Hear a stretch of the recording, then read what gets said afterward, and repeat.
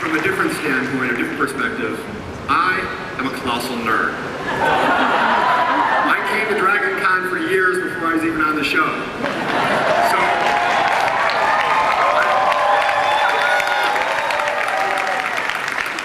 and now I'm going to sit up here with these guys. I am in Nerdvana.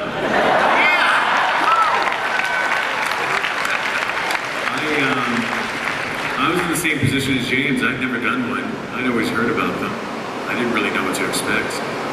But I don't know how many Douglas had done before me, but I know that I went to one.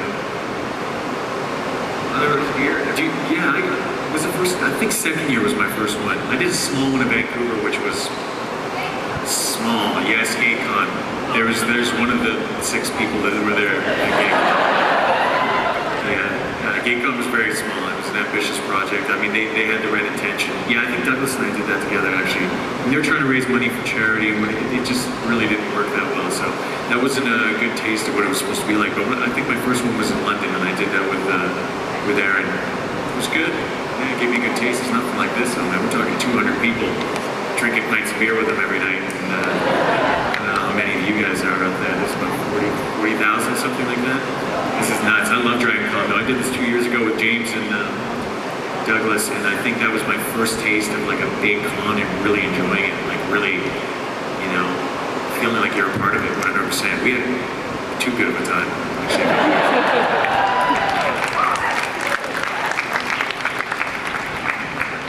I kind of thought of BattleStar Galactica as another to my question.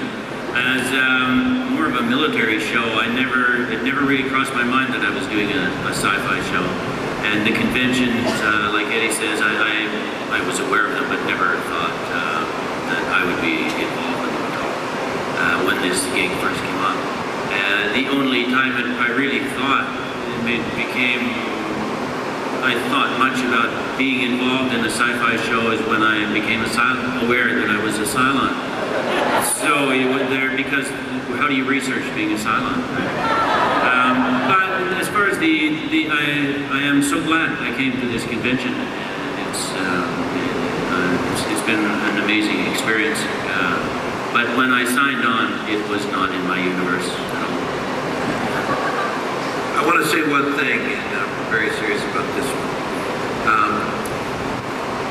Something happened this year that got me really aware of what this community is all about. It's an extraordinary commitment to really just nothing more than really appreciating this genre and this whole understanding of what these mean.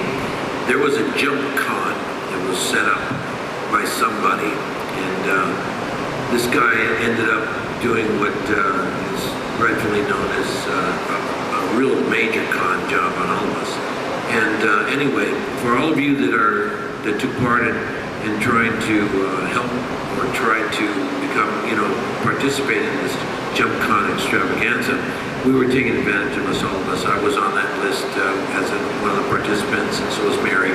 And then we found out about 3 days before the first one in Boston that this thing was not going to work, and they said we're very apologetic. And then I found out that people were not getting their money back, and that people had spent a lot of money, and that this guy had made a lot of money. And so I'm now working with the Attorney General, and we're going to go after this guy. I'm going to take as much time as it takes to bring this bastard down. And he'll learn that he should not mess with Admiral Adama, nor the people that partake in these kind of conventions. So we will get to the bottom of this, and I'm going to try to get everybody their money back.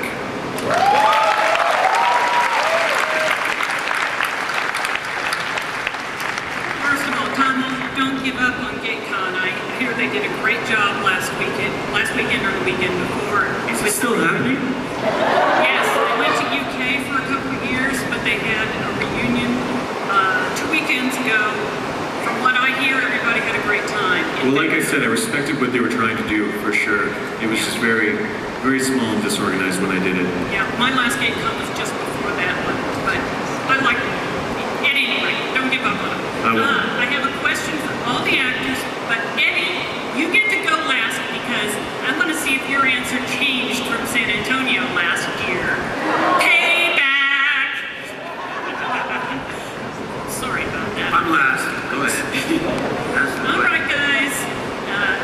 What do you know about your character that you can tell us without spoilers that we don't know? What? Seriously? What do we know about our characters that we can tell you without spoilers that you don't know? Hi, Aaron. Nice to see you again, too.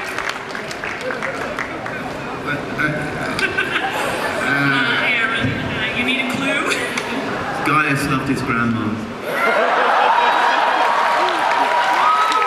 Bingo.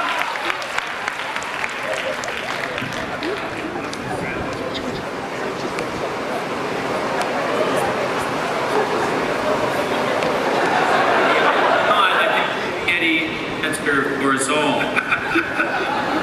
What did I say a year ago in San Antonio? I was in San Antonio. I thought this was your first con. Yuri, Igor takes a shot. She's asking too many questions.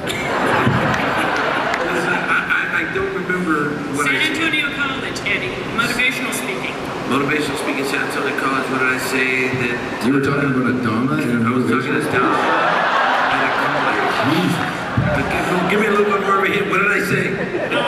You gave me a beat and said, Yes. Adama is a Cylon! Yeah. Toward the house. What can I tell you? Next question. I'm not going to deny it. I am. Hey. You put the rest of it together. See what you want to put. You can fill in the blank.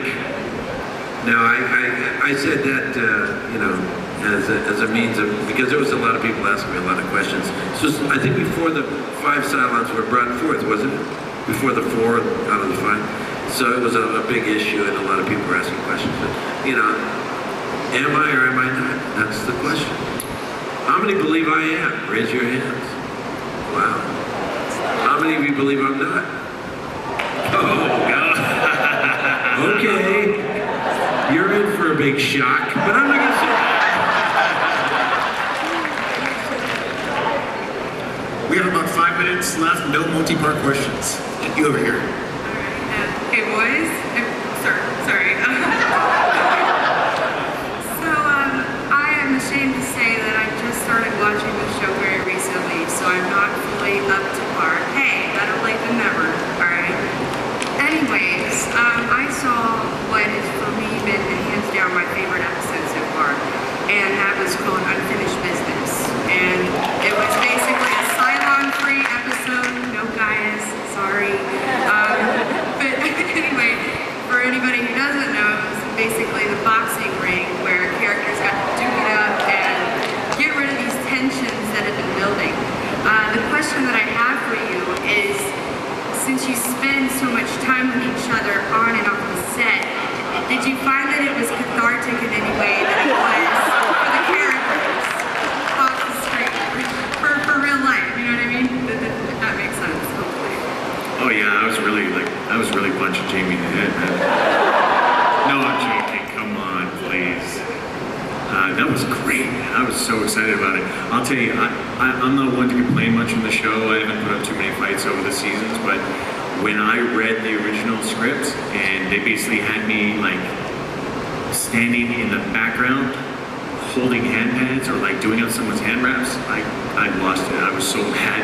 I was crying and whining and calling everybody and bitching. I was like, if I don't get to box, like, I don't care if I get beat up, you better let me box. They let me box. There was like 3 different revisions, and finally I got to do like hours and hours of choreography with Jamie. We had a great time, man. That's an awesome episode. Yeah, I really have to thank Robert M. Young, the director of that episode, who went on to direct us every year. He came back. He is known as the father of the independent film movement here in the United States of America. He started actually making film in 1933. That was his first film. And here we are, he's 83 years old, and he's been working with us. He's one of the oldest working directors in the country today. And he directed that episode. And it was just a magnificent piece of work that even the writers didn't understand what they had created and the complexity of what they had created until they saw what he did with it. And that's what really drove everybody. And I think the DVD has a better version than was aired. It does. Which has probably been the case for the whole show.